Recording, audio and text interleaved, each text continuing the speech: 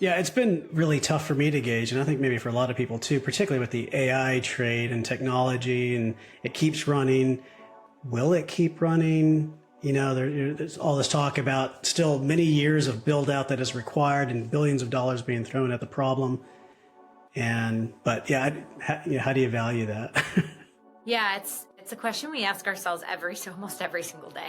Like, how much longer will this last? And it doesn't.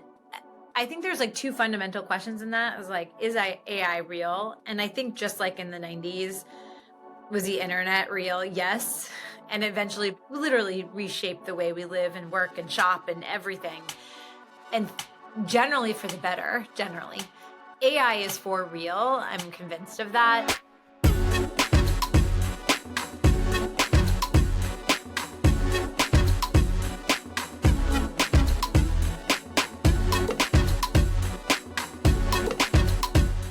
Welcome to another episode of Trends with Benefits. I am that Ed Lopez, and my guest today is Steph Guild, CIO and Director of Investment Strategy at Robinhood. Steph, thank you for joining. Thanks for having me. Again, thanks for taking the time. And, we're recording this, I think, the day after that Robinhood was just added to the S&P 500. Were people excited there? Actually, we just got cookies. Oh, yeah. But yeah, I mean, I think, it's been rumored, for a while, right? But I do think it's just a reflection of the growth of our company, and, hopefully we continue to achieve our goals and growing it further. Yeah, I mean, absolutely. I mean, it's a benchmark of American capitalism and large companies. Do you think it was news to me when I first heard about it, or potentially entering the index, but do you think people still harbor certain misperceptions about Robinhood? Yeah, I mean, I do think they still exist. We grew like crazy, and then kind of, like a lot of companies that are technology oriented in 2022 kind of had to regroup and kind of re-solidify what our overall mission has always, has been since the company was started and continues today, and democratize finance for all. And I think that mission sometimes upsets the apple cart. And, it's not that we don't have things that happened in the past that, hope perhaps we wish hadn't happened. But, I do think, like, at least for me personally, sometimes I do feel a level of judgment, not broadly in the world, but, just kind of in the inner circles of traditional finance.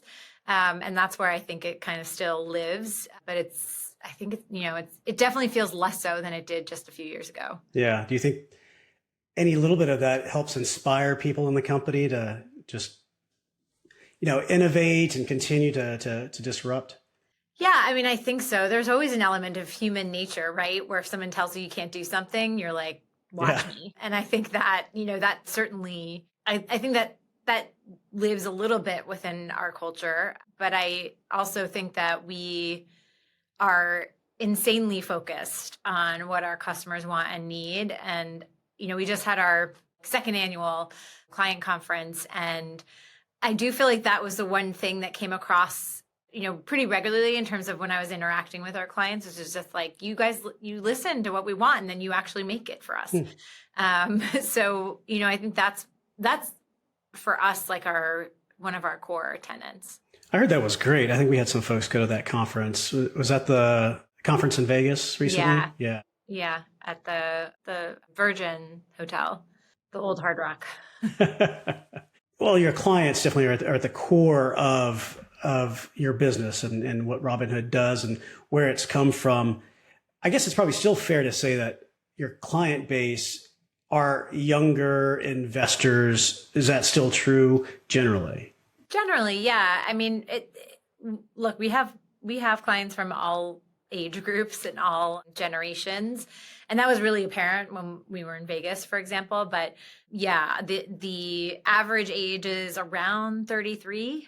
34 even. I think it's been creeping up by a year, sort of, more recently as we expand the number of customers that we have. And it's certainly, the core generation are millennials, but we have Gen Z, we have older generations. Gen X and older. So I think as we grow our, capabilities, we are attracting a wider and wider group of customers. Yeah, I expect you will. Though I'm curious about talking about the next gen investors. What do you think has set them apart from older investors or more traditional investors? And how does Robinhood speak to that or help that? I think they're more willing to do it themselves. I think millennial generations and younger, even Gen X, but millennial generations for sure and younger, are have access to information like no previous generations have had.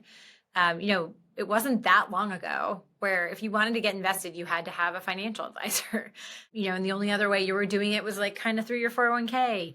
And so I think it's something that, now there's so many ways you can get invested. If you want to spend the time doing it yourself and doing the research and, picking it, it's easy, it's inexpensive, and the information is out there. I mean, social media as well, I think, is a huge part of it. I was also thinking about this, as I grew up and learned about the financial markets, I did it in the context of working for a large financial institution, and I sat next to people who had more experience than me, and we would talk about different things that were happening in the markets and the economy and hear different sides of it.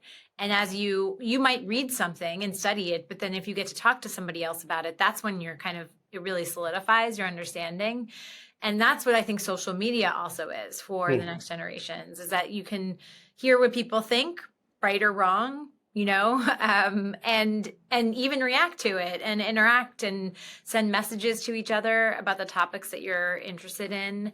And there are a lot of, financial influencers now that are, they ask questions at during company earnings calls, just like the large institutional research analysts. Yeah, I've been pleasantly surprised. I'm slow to the social media aspect of things. I'm not as active as my company would like me to be. We're trying to get there. But, I have a career in investments and the financial arena and reading white papers by academics and economists and things like that. And then to see a social influencer or a finfluencer out there, I'm like, okay, who are you? And why should I pay attention? So I always found it interesting that others and many others would pay attention to that, but somehow they've broken through, and in many cases they're also have a very sharp perspective on what's going on. Yeah, I think yes, and there are people with lots of experience on social media now sharing their ideas, charts. They're even, I'll go on LinkedIn occasionally and see academic papers being posted. So there is a lot of access, I would say, to all kinds of research and financial information. But I think there's this is maybe even just, my own personal opinion, but I've thought through this a lot about how if you're in a traditional financial institution, and sometimes I think there can be like a group think where everyone's kind of like rowing the same boat and thinking the same things. They all say, oh, here's why this is a good idea. And I think if you're on your own, you have a different perspective, a different life experience. It can give you an edge in having a different take on something that, working at a large institution, maybe that gets blunted a little bit. It's an opinion of one person, just me, but I've thought about how you can actually still maybe have a different perspective simply by not being in that mix. You're not the only one to think that. We have an ETF that is based on social sentiment, and the index provider had always talked about that very point, which is you're taking the sentiment of regular investors all across the country, not just out of New York, and people may have different opinions, and it may shine light on an issue in a different way, and that can be very valuable. So I think that rings true. Your idea there. Yeah. And I mean, you also just need, even if that's not the way you're going to invest. I mean, if you're if you are taking any sort of active role, I think in your own portfolio, you want to be aware of what, look, groupthink can happen on social media too. So you want to be aware of what's the most popular talked about stock on X right now. It might be Open Door, or one of those real estate companies, the big merger that happened on. I think it's it's something that like you want to at least pay attention to, because you can see like, oh, there probably going to be capital flows going toward that company or away from it because the sentiment is turned negative. Is that part of your daily routine, checking social media? I do actually check it every day. I still check some of the, old school things too, coming from investment banks and some other kind of independent research that I am lucky to have access to. Read a lot of all the news articles every morning, and then hit X and Reddit and all of the places that people will put their ideas and thinking. Are most of your clients and investors DIYers, or you kind of do-it-yourselfers, or do any work with financial advisors? I think it's a mix. I think like any company, you have a wide variety of types of customers, especially when you have as many as we do. We've got over 25 million customers, so you're going to have a mix of everybody in there, which means that we do have a subset of customers who are very wealthy and they have some of their, they have their own money and they're investing it on Robinhood. They also have financial advisors. We have people who are not necessarily managing it day to day. They're kind of like, buy and hold. We also have a digital advisor now that me and my team run. So, if you want to have a mix of your own money that you take care of and then we take care of for you, that's been growing. And then, we have certainly a subset of customers who are really actively trading their portfolios. I think you were talking about Robinhood strategies, right? Yes, I was talking about Robinhood strategies. I didn't name my baby. we can dig into that. But in this age of social media and push notifications and just everything on all the time, what do you think advisors should do or can do differently to reach out to younger investors? I think you just want to be stay super curious about what they're interested in, what they care about, and what kind of help that they could use along the way. Like I think, I'm not saying this is everybody, because I don't like to say, oh, most do this or most do that. I think there's a lot of really good advisors out there.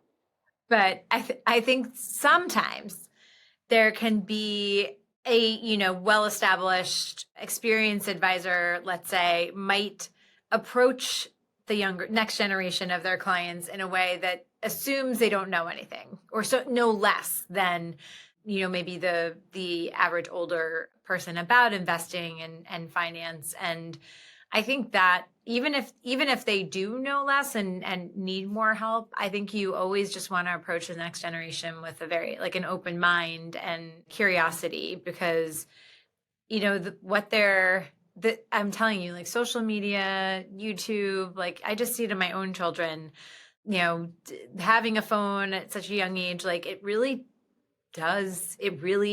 makes them. I mean, there's such random facts that my kids even come to me with, just depending on what they're into. And then they get to dig deep into it if they have access to YouTube. So I just think there's probably a lot more that you can maybe learn from them, and then that can create a nice relationship. How do you keep up with all of that, with what your kids might be watching or reading? Well, first I block them after a certain period of time so that I can catch up with it. But I mean, I think it's really helpful as a person who, as much as I like to pretend that I'm not old, I'm not young anymore either. So I think it's helpful to know what they care about. Maybe I'm the lone parent on this, so I don't know, audience, whoever listens to this, but I loved as a kid nothing more than going outside and playing with the neighbors, riding bikes, stuff like that. My kids, they like playing sports, but once the sports are over, they want to go get decaf coffee, and they want to go on their iPad and chat with their friends while they play a game together, kind of in a virtual world. And that, I kind of pay attention to what they're saying, what they're talking about, maybe cleaning the house and just listening to them, just so I can kind of like keep up with like, what are they saying? What are they doing? And honestly, just being on social media myself helps me keep up with it. So the metaverse exists. Oh, 100%. So Robinhood strategies, tell me about that. It's not just your average robo-advisor. Yeah, we set out to create something that wasn't like what existed today. So I, by way of background, spent 21 years at JP Morgan prior to joining Robinhood. 10 of those first 10 years were in the asset management business, and the next 11 were in the private bank, where I served, ultra high net worth clients, helping them get invested, stay invested, and all the things that come along with that. And I learned a lot along the way about, the emotional aspect of working with clients. Just really at the core, how much clients, when it comes to their money, and if you're going to be a provider to them in any way, shape, or form, even if it's just a platform for them to trade, that they want to know that they're going to be taken care of and that you have their back. And so we wanted to create a product that kind of did that, but in a digital fashion as much as possible. So, and also brought what I felt like was just maybe for me, a better way to invest in the current environment that we were entering in. Because if I looked across from a macro perspective, we just ended since 1982, falling interest rates on average, and then they didn't start going up until 2022. And I really feel like that year was a fundamental shift for the fact that, like, for the first time, money costs more, not less, in a kind of general sense. And as a result of that, I felt like company management decisions mattered more. And then also kind of bringing back to this idea of like knowing that you have my back. Part of that is just transparency, like just being, very transparent about what you're doing and trying to deliver an advice product that also just people could more easily understand. Then, there's nothing wrong with investing in an exchange traded fund, but there is less visibility into what you're actually investing in and what that means. So we created, one, our portfolios are actively managed. Two, we have a mix of stocks and ETFs for a minimum of $500.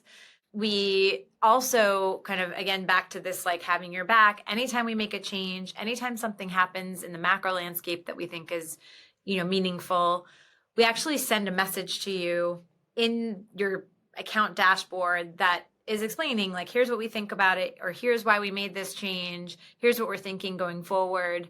I actually write them and record them and then leave them for people. Oh, that's cool. And, we've got other things in there, like a Monte Carlo simulation to help you understand what your long-term, account value could be, just given your asset allocation and any additions to it. So it's not a complex Monte Carlo simulation, but it is a helpful tool. So those are just some examples, and hopefully, we've got a lot more ideas, and then we priced it the same as the other kind of, robos on the street.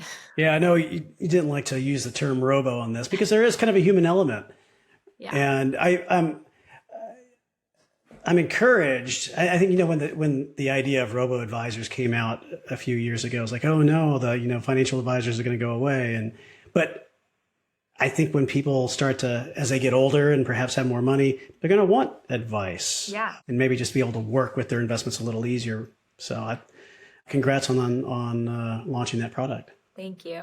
I definitely don't think I think advisors will always be needed, right? Like there's always just like, can I talk to a human that can like tell me I'm on the right path or not?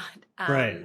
And give me those tips that like are a little harder to convey. But, we're not trying to replace, we're trying to give a better experience for those that maybe they either don't want an advisor or don't have enough money for that yet. So I know somebody in my household who rolled over a 401k to an IRA, and she was like, is there just a model or like a portfolio I could buy and, let it run? I'm guessing you probably have something.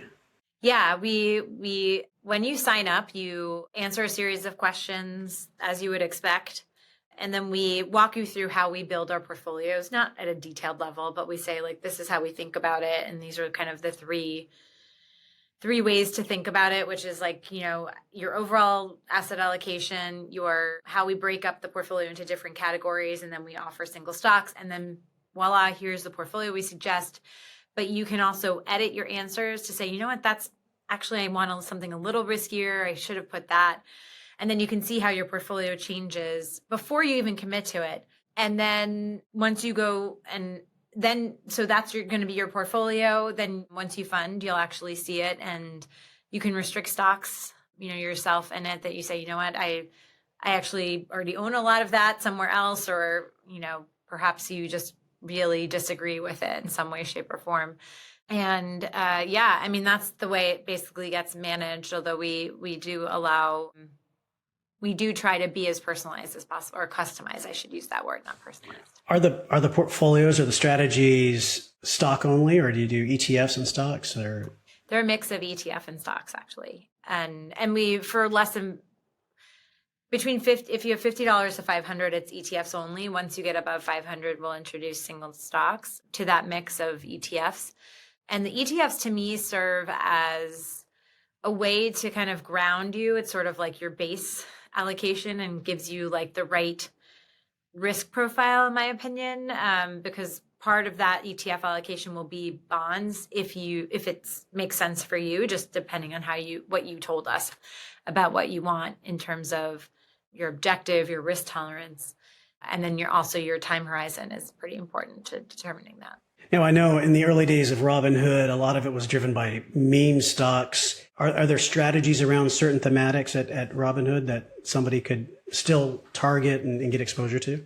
No, not right now. I mean, we do have like what we call lists where you can kind of look at like, all the stocks in this sector, all the stocks in that sector, but we don't have curated lists. Something that's been on my mind for a bit, but we don't have that. And, meme stocks, like, I feel like that term is starting to change just simply because, I do feel like it was hard earned in the years of like 2021 or 2022. But I do think after that, because of how I've seen our customer base just really, they're savvy that it's not just names that might confuse the average kind of traditional value investor. It really is like looking for opportunities in places that maybe have been, overlooked, or, like you said, companies that are just in a really like huge secular story.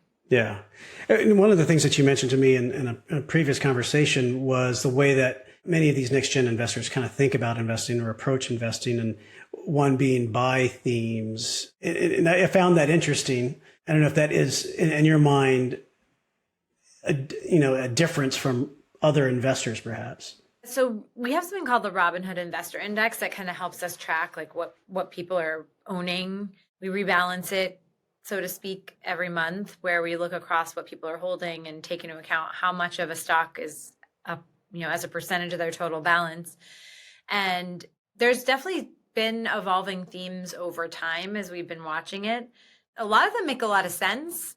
I think about it this way, like forever, people like Warren Buffett have been telling people, just invest in what you know and understand, right? Mm-hmm. Like don't, he doesn't invest in something he doesn't understand. And that's what our client base does. They just know and understand things that are different than previous generations. So it is more tech oriented. And because our customer base is younger on average, then they have the time horizon to kind of make a long-term secular bet, right? Like, so you see names like quantum, several quantum computing names in there, which are, they're pretty volatile stocks, but I personally believe that is going to be the future of computing. There's Electric vehicles were pretty popular. That has been waning more recently. Mag 7 have always been pretty popular there, but that's also more recently been falling, particularly, more recently came back, but Tesla, for example, was the number one holding for the longest time. And 2 months ago, it dropped to number two, and Nvidia took over. And not all of that was down to appreciation. Some of it was actually just like also, holdings being changed.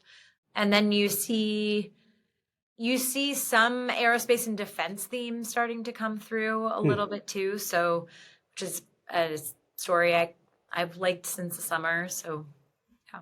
Do you think there's still room to run there in the defense theme?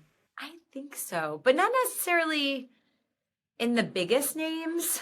They just run a lot. And, I think maybe we talked about this when we were chatting before, but if you look at like a cap weighted aerospace and defense ETF, you get like 40% of it is two stocks. And I actually think if you look at what the government's doing, like they are spending a bit more on defense, and actually globally, there's going to be more spending on defense. But where I see a secular trend is that might be more in the modernization of defense spending and looking to save money by using technology rather than, perhaps with some of the more larger traditional companies, although I'm sure they'll still win lots of mandates. And that to me comes from some of the mid-cappy aerospace and defense names. So I still think the theme is there. I just think it needs to be implemented in a way that maybe is a little more aligned with that. Yeah, that's actually super interesting. Do you think that we'll see that rotation or the broadening of market participation into mid-cap, small-cap stocks and have it last in the next few years? I mean, if small caps run, that means the economy's doing really well. But I just have continued to be personally skeptical of small caps. Look, if they get momentum behind them, they'll probably go up. And, being in a rate cutting cycle obviously helps them. They tend to have more debt on average, and their debt more often than not tends to be floating rate. So that, having a cycle where short-term rates are coming down, but long-term rates are kind of hanging out, and, having a curve that's a little more steep, I guess it doesn't necessarily hurt them because it means that the economy is doing okay. Potentially, depends on why things are hanging out in the long end of the curve. Yeah. Because if you have inflation, then maybe that's not good. There's a lot of unknowns, but because so many small caps are, I forget the statistic, but a large percentage of small cap number of names don't make money, they lose money. And so that's where I've just been okay, I really have to believe in a junk rally. And I don't know if I do now. So but mid cap has actually been a place that I like, because I say mid cap stocks are the middle child that gets forgotten about. And so I think you can find usually a lot of interesting investments there. Yeah, I agree. Our CEO, interestingly, Jan Van Eck has said with AI and technology helping to make everything more efficient and easier, the bigger companies are going to just continue to get bigger and more profitable. Does feel like that because they have so much. I can't think of another word other than the word power, because they have clout, they have money, they don't have debt. So it really makes them, gives them an upper hand for sure. But I think in order to continue to innovate, you can potentially see investments and acquisitions from the large cap space into the mid cap space in companies that are doing things that are differentiated. I've heard somebody recently say that valuation doesn't matter anymore. And, I feel like there are other times in my career I heard that, and eventually valuation matters again. So, I do with the largest companies, I think you have to realize where expectations are. The phrase I use is expectations are everything. And even if a company's literally puts out $80 billion a quarter and, no debt, and if everyone expects it, then it's okay. Yeah. So I think you really have to just analyze expectations and valuations. Yeah, it's been really tough for me to gauge, and I think maybe for a lot of people too, particularly with the AI trade and technology, and it keeps running. Will it keep running? There's all this talk about still many years of build out that is required and billions of dollars being thrown at the problem. But yeah, how do you value that? Yeah, it's a question we ask ourselves almost every single day. Like, how much longer will this last? And it doesn't. I think there's like two fundamental questions in that. Is like, is AI real? And I think just like in the 90s, was the internet real? Yes. And eventually literally reshaped the way we live and work and shop and everything. And generally for the better, generally. AI is for real. I'm convinced of that. Just seeing it, every day. But how long it will take to actually make these like huge efficiencies, right? Where there's even potentially like less labor needed by companies. And as our CEO has talked about, like, till we have a company that's a one-man company because they just use AI for everything. That is, I think that's going to take longer, and so that's where you can see it like in the short term get ahead of itself. The announcement with OpenAI and NVIDIA, like it made me feel like there's something I must be missing because I'm like, NVIDIA is giving OpenAI money to buy their stuff. So like, what does that mean for an investor? So I'm like, is that just like trying to keep, like, is that like blowing, a fan on a fire? Like, but I believe in it for the longer term. So I think it's just like, what's your time horizon? And, Yeah. if you're willing to, if you're saying, I'm not looking at this for 20 years, then I don't think you have to worry about it. But I also think that there's we were talking about with mid cap and stuff like that. I actually like where we've had our biggest gains more recently has just been like in these names that benefit from AI, but they're not NVIDIA.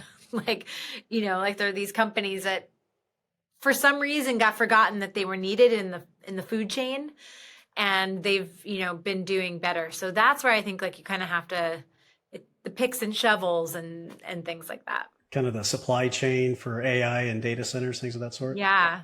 Yeah. Yeah. That'll be interesting to watch that space as well. Are there other areas of the market that you find interesting or that you're watching, perhaps that are overlooked or undervalued? Believe it or not, and this feels like a meme thing to say, but I am wondering about real estate with interest rates on the short end coming down. There's still a question whether mortgage rates meaningfully come down. What happens to housing prices if mortgage rates do come down? Like, does everyone start selling their home because they're no longer frozen with a cheap mortgage rate? Mm-hmm. And, especially as generations get older and, move on, if mortgage rates come down, like thinking about my parents, like, will they, finally sell their house? And then all of a sudden you've got so much supply that house prices come down, which is great for the next generation, but bad for someone like me who's in the middle of that. So I wonder about housing and like whether, have they been through the ringer enough that anything in kind of like just any real estate sector, like, are there things that I should be looking at? And they've had little bouts of runs, but is there more to come? And then financials, but more regional banks actually is another place that I think, you could see some more growth. They'll benefit from lower rates, right? They should, especially if the curve stays steep, right? Because they get to put their loans out at the higher rates but not have to pay their depositors as much. And deregulation should help them too. Everyone was hot on an M&A theme. I feel like it's just starting now. You could see some consolidation in the smaller regional bank. No, I caught your segment on Yahoo. I think you were talking about digital realty companies, Open Door, and the like. Is that different than kind of your questions on real estate in general, or? It's kind of part of it. Like, it got me, that's why I said it was like a meme thing, because, Open Door is one of the names. I think Better is the other one. And, they've had a really big run, both of them. And it's just got me thinking, like, is it just the beginning, or is it like just a fad? Is there something more to it? And should I be extending that into other, into the REIT sector broadly and kind of like kind of poking through and seeing what could be, if there's something that's just like not enough light is shined on it. Yeah. Interestingly enough, my previous guest, Stephanie Link, she was also talking about real estate and kind of an undervalued area to potentially look at in the future. So interesting. I'll be watching that area. So how did you find your way to Robinhood? Was that 4 years ago? Yeah, almost 4 years ago. They found me.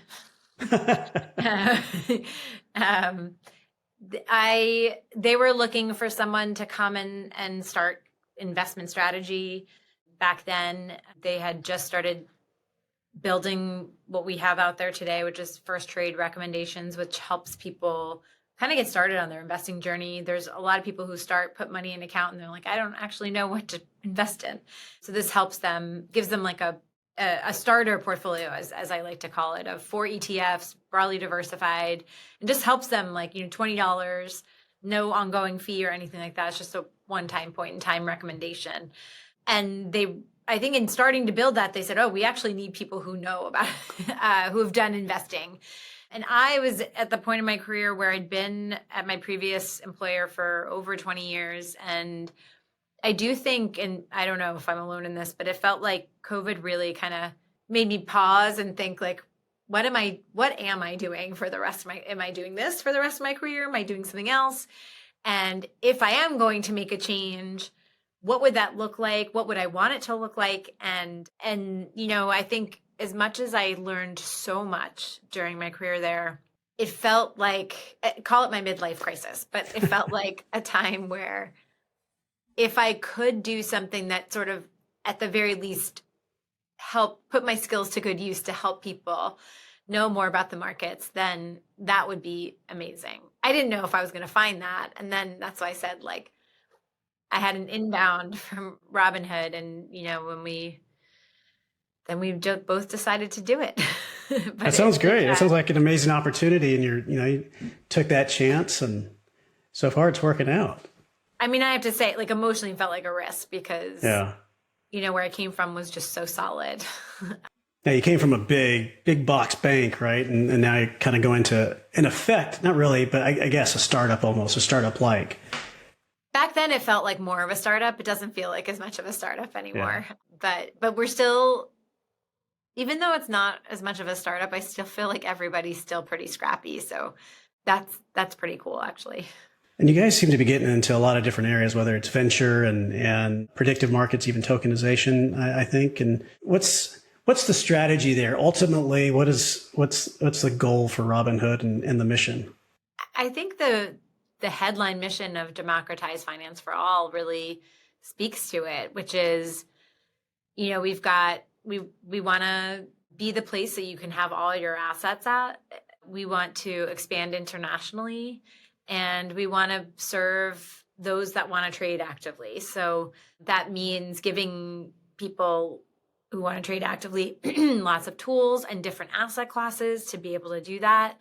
If we want this to be the place that you can put all your assets, and that means, managed accounts like we've had, different types of asset classes as well in order to do that, and different account types. So that's something we've been expanding. And then internationally, bringing all of that and just growing across the world. The tokenized stocks is something that we have done in Europe along with our crypto business. And then we also have a business in the UK that's a little more like the one here.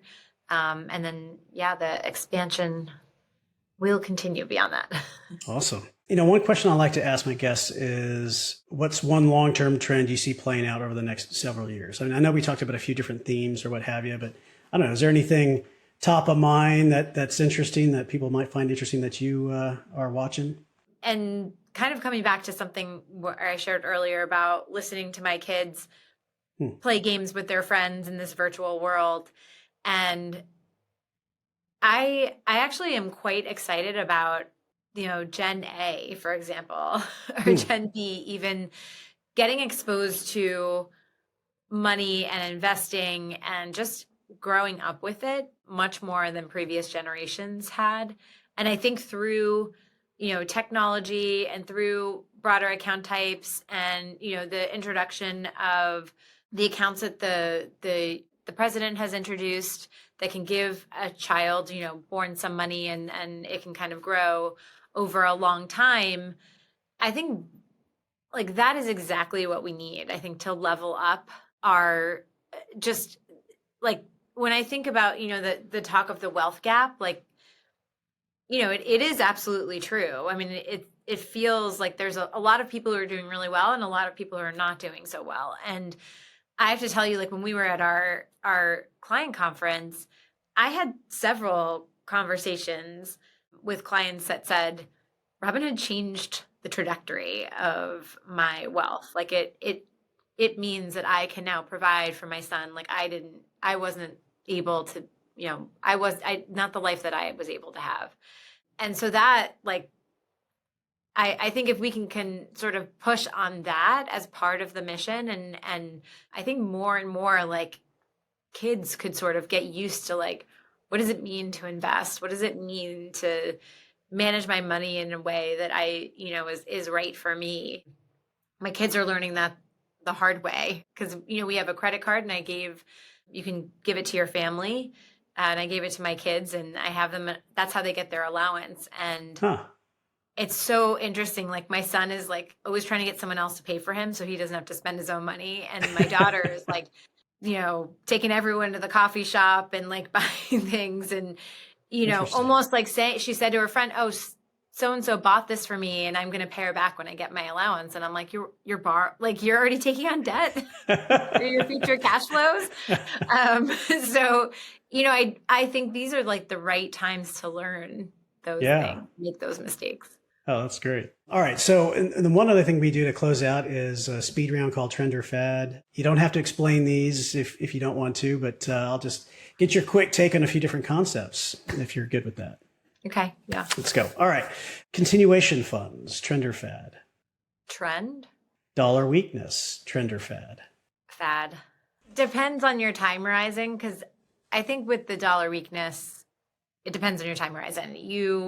I think the weakness of the US dollar is for now been mostly spent. Even though we're going into a cutting cycle, I'm not sure if other places in the planet are much better now in terms of debt, in terms of economic growth. So that's why I think like for now it's kind of in the price. That's a great explanation. Thanks for talking about that. So I guess one of the other ones I actually took out was international and EM stocks, which have been having a pretty good year. Continues, and I guess maybe it's again time horizon dependent. It might be time horizon dependent. We really like Chinese tech stocks. That's where our focus has been. We also own some of the largest European stocks, but the Chinese economy itself is like they're trying to get it going at the like core level. But I liked investing in Chinese tech names because I thought if any country in the world is going to give the US tech sector a run for its money, it's going to be China. And even if the relationship between the US and China is jagged, I think even if they don't get access to the NVIDIA chips, like they are resourceful people that will figure it out. Agreed. All right, something a little off the beaten path. Dubai chocolate, Trend or Fad? Have you heard of that? Yes, of course. Trend. All right. I haven't actually tried it, but I love the idea of chocolate and pistachio anything. But We have a new coffee shop that has it near us. Is that right? We also had a Dubai chocolate like coffee with like pistachio in it, and it was so good. That's amazing. I can't believe I've missed that. It's just something I read about recently, as well as this next one, which is the Catalyst EMS suit. Have you heard of this? No, I haven't. It's an electro muscle stimulation suit. It's like a whole body suit you put on, almost like a TENS machine that helps you work out. It helps you stay fit, I guess, without actually having to lift weights. Yeah, I think I've gotten ads on Instagram for that. I probably will now that I said it out loud. But yeah. I think I went in ads on Instagram for a version of that. I think that's a fad. I don't know. I can Yeah. just see like everyone buys them. Like a lot of women around my age like to wear those weighted vests and walking around, right? And I have one, and sometimes I remember to put it on, and sometimes I Hmm. don't. And a lot of times I don't have time to even take a walk until the weekend. So, but I feel like it's one of those things like you buy and you do, and then like one day you like don't do it, and then the next day you don't do it, and then eventually it's like sitting in the back of your closet. It's kind of like my Peloton machine in the garage. Yeah. But yes, anyway, I thought it was super interesting as a device out there. But yeah, I probably agree with that. Awesome. Well, Steph, thank you very much for your time and your perspectives. What's the best way for people to learn more about you, follow what you guys are up to? Yeah, I actually active on social. So Steph Guild NYC. I have a weekly blog called Investors Guild, which you can access on our website or if Great you're name. a client. And Robinhood app is always also posting about different things we have going on. Fantastic. Well, again, Steph, thank you very much. Thank you so much. And thank you for tuning in to another episode of Trends with Benefits.